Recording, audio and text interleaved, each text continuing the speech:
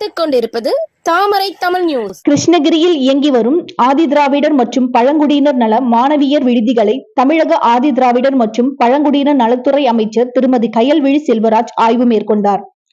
கிருஷ்ணகிரி மாவட்டத்தில் இயங்கி வரும் ஆதிதிராவிடர் மற்றும் பழங்குடியினர் நல மாணவ மாணவியர் விடுதிகளை ஆய்வு செய்வதற்காக தமிழக ஆதிதிராவிடர் மற்றும் பழங்குடியினர் நலத்துறை அமைச்சர் திருமதி கயல்விழி செல்வராஜ் ஆய்வு மேற்கொள்வதற்காக வருகை தந்திருந்தார். அப்போது கிருஷ்ணகிரி அருகே உள்ள ராஜாஜி நகரில் செயல்பட்டு வரும் அரசு ஆதிதிராவிடர் மற்றும் பழங்குடியினர் நல மாணவ மாணவியர் விடுதிகளை ஆய்வு செய்ய வந்த அமைச்சர் திருமதி கயல்விழிக்கு மாவட்ட ஆட்சியர் திருமதி சரையு தலைமையில் சிறப்பான வரவேற்பு அளிக்கப்பட்டது. இதனை அடுத்து அமைச்சர் கயல்விழி செல்வராஜ் மாணவிகளின் வருகை பதிவேடுகள் முறையாக பராமரிக்கப்படுகிறதா என்றும் மாணவிக்கு வழங்கப்படும் உணவுகளின் தரம் குறித்தும் ஆய்வு மேற்கொண்டார். மேலும் கல்லூரி மாணவர்களுக்கு வழங்கப்பட்டு வரும் உணவு முறைகள் குறித்து விடுதி காப்பாளர் தமிழ்செல்வியிடம் கேட்டறிந்தார்.